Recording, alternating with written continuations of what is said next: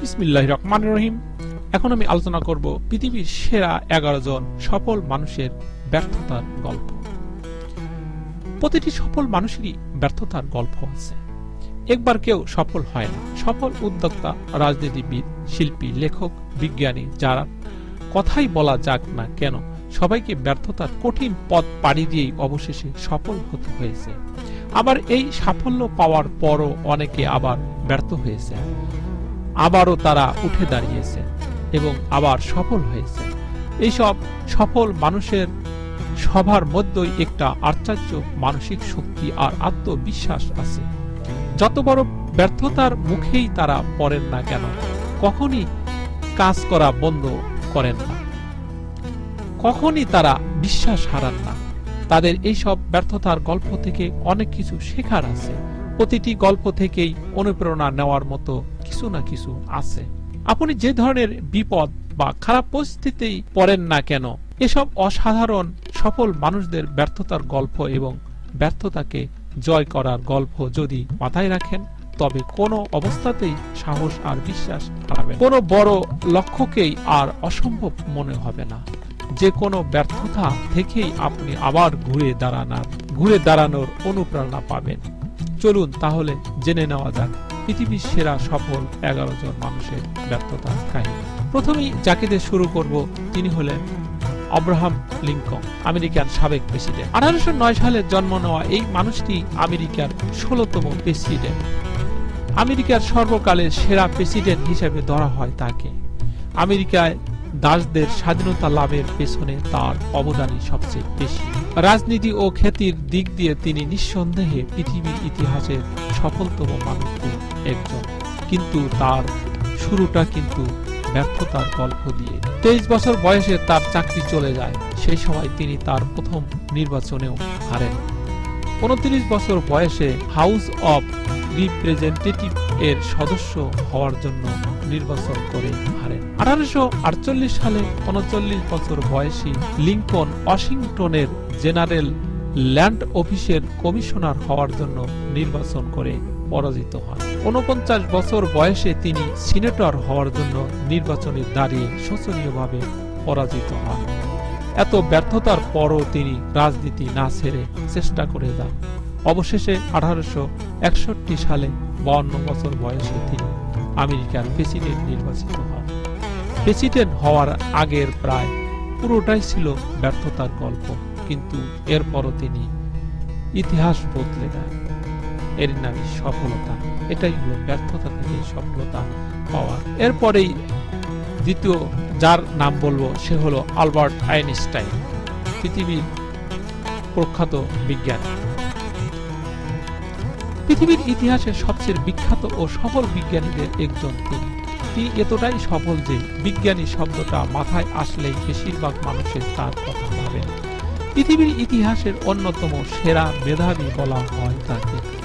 কিন্তু 1879 সালে জন্ম নেওয়া এই জার্মান জিনিয়াসকে একটা সময় পর্যন্ত গর্ধব মনে করা হতো। কিছুতেই তিনি ভালো ছিলেন না। কথা বলা শিখতেই তার 4 বছর লেগেছিল। পড়াশোনায় ছিলেন একদম কাঁচা।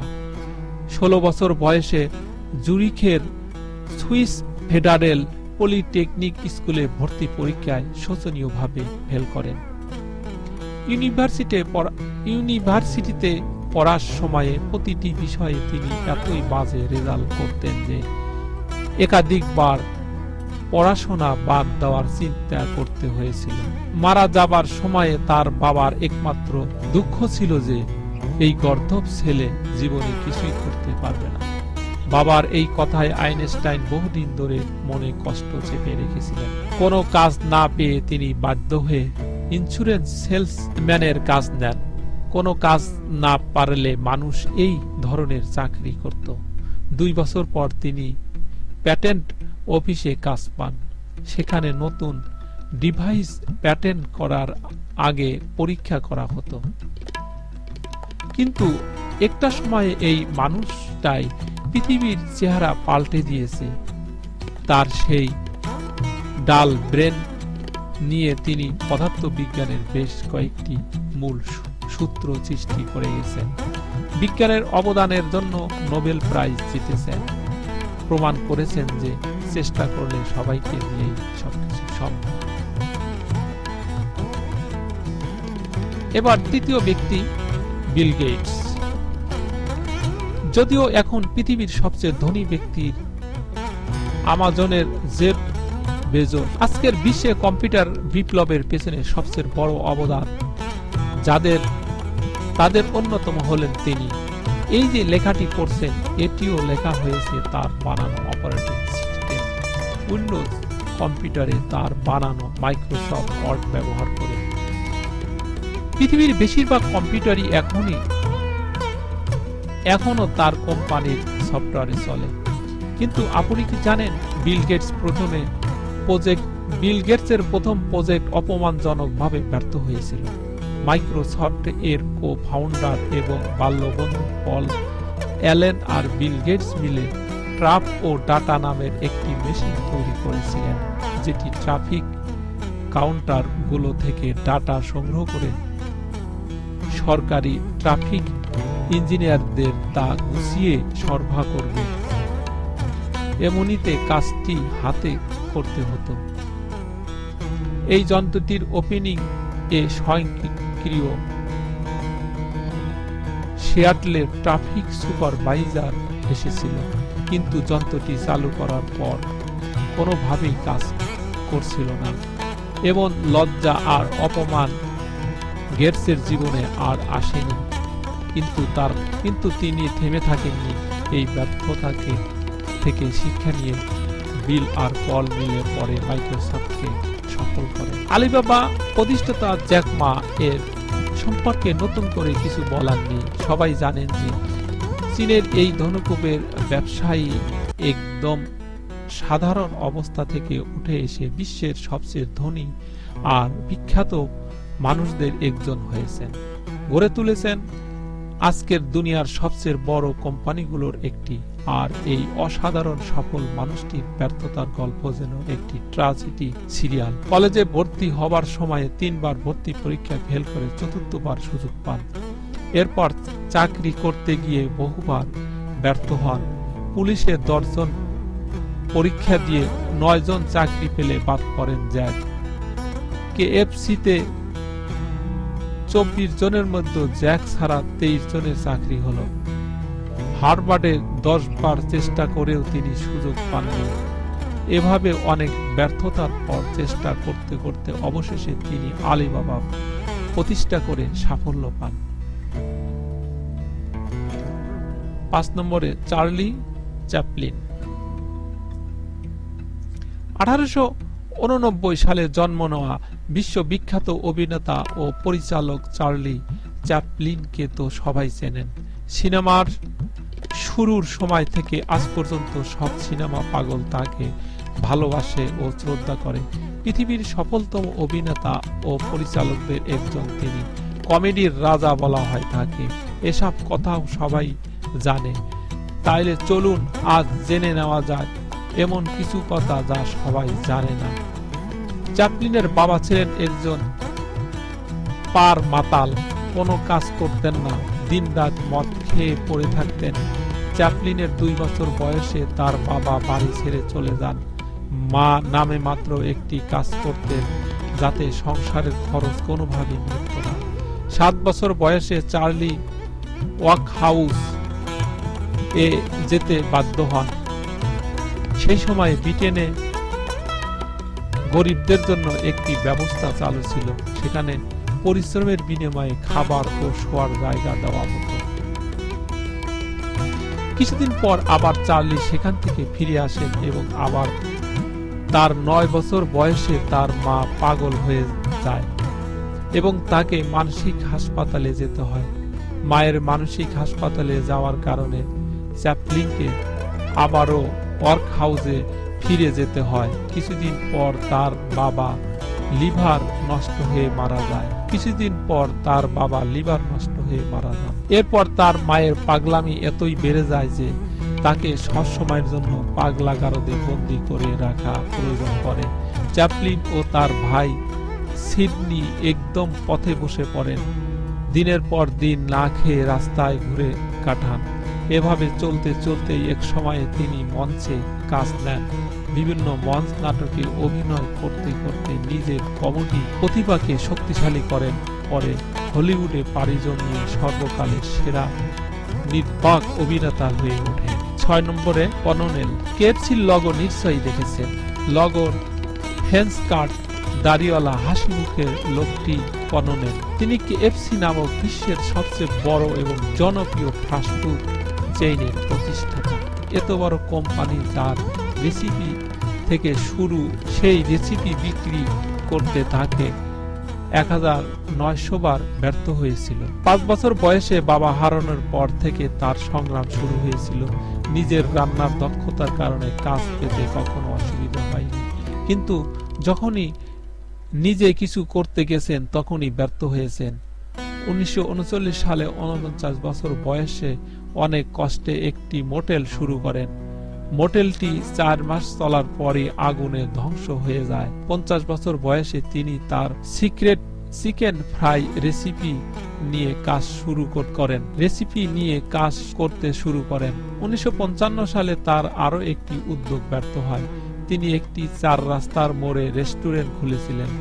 ভালোই চলছিল সেটি, কিন্তু নতুন রাস্তা হওয়ার ফলে সেই রাস্তা দিয়ে গাড়ি চলাচল বন্ধ হয়ে যায়, ফলে রেস্টুরেন্টও বন্ধ হয়ে যায়।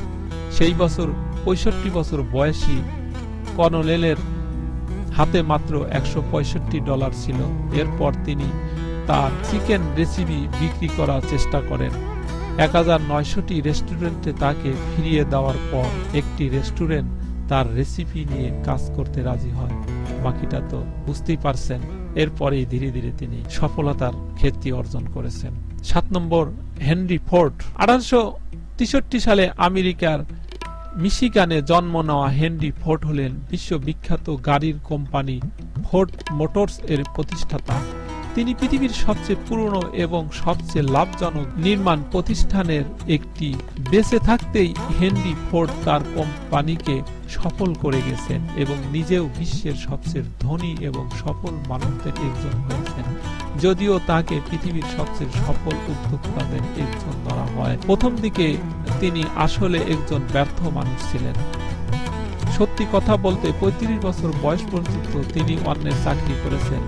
1898 সালে তিনি একটি স্বয়ংক্রিয় গাড়ির ইঞ্জিন বানিয়ে সবাইকে দেখান এবং উইলিয়াম এইচ মার্ফি নামে একজন ধনী ব্যক্তির বিনিয়োগ পান।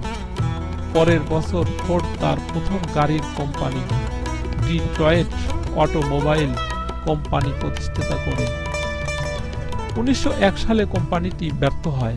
লোনের টাকা শোধ করতে না পারা এবং গাড়ির ডিজাইনের ঝামেলা থাকায় প্রজেক্টটি সফল হয়নি। কোম্পানি তাদের কাজ বন্ধ করার কিছুদিন পর ফোর্ড একজন বিনিয়োগকারীকে আর একবার চেষ্টা করতে রাজি করাতে পারেন, কিন্তু এটাও অল্প কিছুদিন পর বন্ধ হয়ে যায়, কারণ বিনিয়োগকারীরা কোনো বিষয়ে একমত হতে পারছিল না। অবশেষে 1903 সালে 40 বছর বয়সী ফোর্ড তার নিজের নামে কোম্পানি শুরু করেন। এবার তিনি নতুন বিনিয়োগকারী স্কটিশ কয়লা ব্যবসায়ী ম্যালকমকে রাজি করান যে সে ব্যবসায় নাক গলাবে না, শুধু তার লাভের টাকা বুঝে নেবে, এবং এরপর ফোর্ড তার নিজের মতো কাজ করতে শুরু করেন। Thomas Alva Edison. আজকে পৃথিবীতে এমন কোনো শিক্ষিত মানুষ নেই যে টমাস আলভা এডিসন এর নাম জানে না। বৈদ্যুতিক বাতি, চলচ্চিত্র, অডিও রেকর্ডিং, টেলিগ্রাফ সিস্টেম, আধুনিক ব্যাটারি, এ ধরনের হাজারেরও ওপর আবিষ্কার করে তিনি পৃথিবীকে ঋণী করে গেছেন। 1847 সালে আমেরিকার ওহাইওতে জন্ম নেওয়া এই জিনিয়াসের ছোটবেলায় স্কারলেট লিভার নামে একটি জটিল অসুখ হয়, যার ফলে তিনি কানে প্রায় শুনতেন না। তার স্কুল জীবন ছিল মাত্র 12 সপ্তাহ, কারণ তার পড়াশোনা পারফরমেন্স এতই খারাপ ছিল যে স্কুলে আর তাকে রাখতে চাইছিল না। স্কুল থেকে চিঠিতে লেখা ছিল যে টমাস পড়াশোনায় খুবই অমনোযোগী ও তার মেধা ভালো না। এই ধরনের দুর্বল ছাত্রকে স্কুলে রাখা যাবে না। কিন্তু টমাসের মা চিঠি খুলে ছেলেকে শুনিয়ে পড়িয়েছিলেন টমাসের মেধা সাধারণ ছাত্রের চেয়ে অনেক বেশি। এত বেশি মেধাবী ছাত্রকে পড়ানোর ক্ষমতা সাধারণ স্কুলে নেই, কাজেই তাকে যেন বাসায় রেখে পড়াশোনা হয়। মায়ের থেকে পাওয়া এই আত্মবিশ্বাস থেকেই টমাস পরে জটিল জটিল সব বিষয় নিয়ে পড়াশোনা শুরু করতে থাকেন এবং এই আত্মবিশ্বাসের কারণেই তিনি কোনো কিছুতেই ব্যর্থতাকে মেনে নিতেন না। বৈদ্যুতিক বাতি আবিষ্কারের সময় 1000 বার ব্যর্থ হয়েছিলেন, কিন্তু তিনি তবু চেষ্টা চালিয়ে গিয়েছেন, কারণ ছোটবেলায় তার মা তার মনে এই বিশ্বাস ঢুকিয়ে দিয়েছিল যে কিছুই অসম্ভব নয়। কটু ভাষায় লেখা সেই চিঠিটি এডিসন অনেক বছর পরে খুঁজে পেয়েছিলেন। তার মা সেটি লুকিয়ে রেখেছিলেন। ততদিনে মা মারা গেছেন। টমাস হয়ে উঠেছেন বিখ্যাত বিজ্ঞানী ও ধনী উদ্যোক্তা। চিঠিটি পড়ে টমাস সব বুঝতে পারেন এবং নিজের ডায়েরিতে লেখেন, টমাস আলভা এডিসন ছিল এক মেধাহীন শিশু। একজন অসাধারণ মায়ের প্রেরণায় সে হয়ে ওঠে যুগের সেরা মেধাবী। 9 নম্বর, ইউন স্টোন। হয়তো আপনি জানেন না যে এই লোকটি কে, কিন্তু নাম একবার না একবার অবশ্যই শুনেছেন।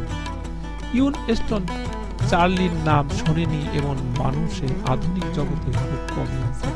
তিনি আসলে ব্রিটেনের ইতিহাসে সবচেয়ে বিখ্যাত রাজনীতিবিদদের একজন।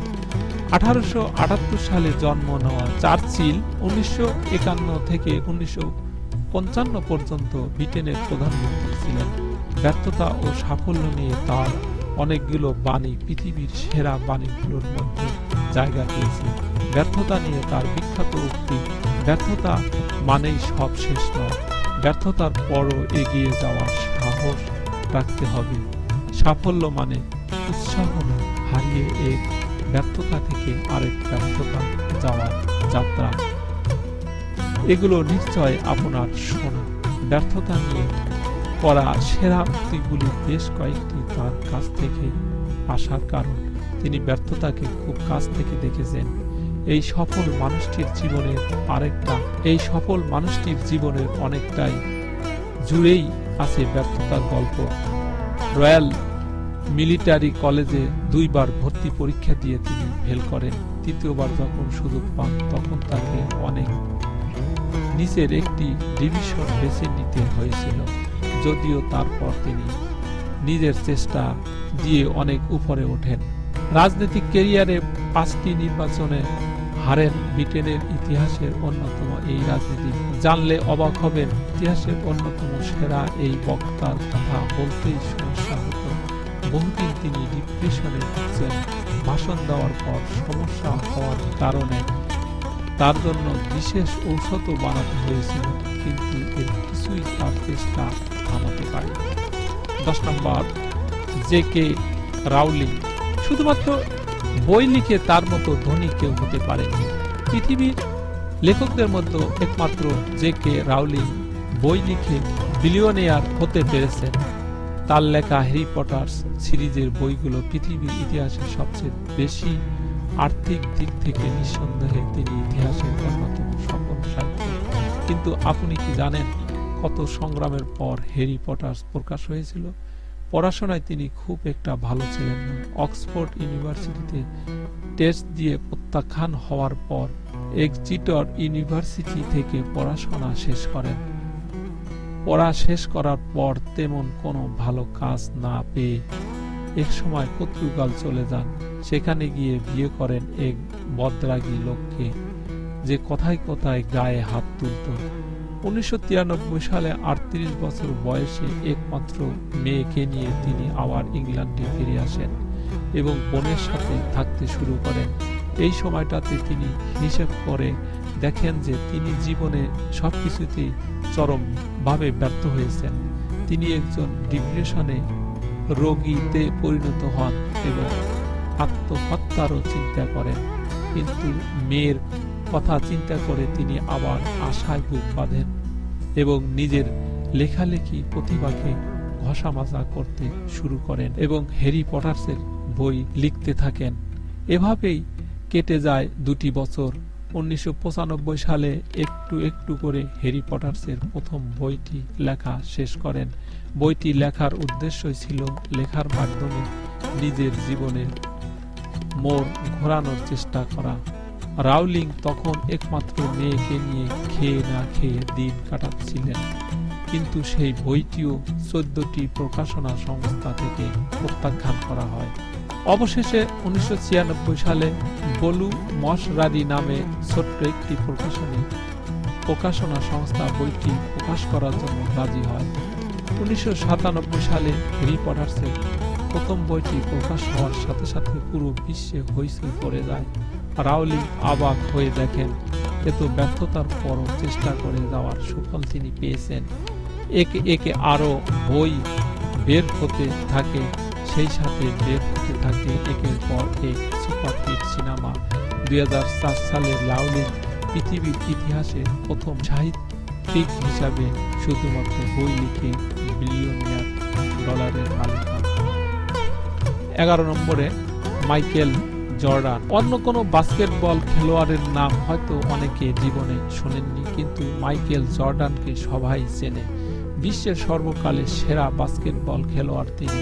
বাস্কেটবল খেলা কোটি কোটি তরুণ স্বপ্ন দেখেন, মাইকেল জর্ডান হয়ে ওঠেন।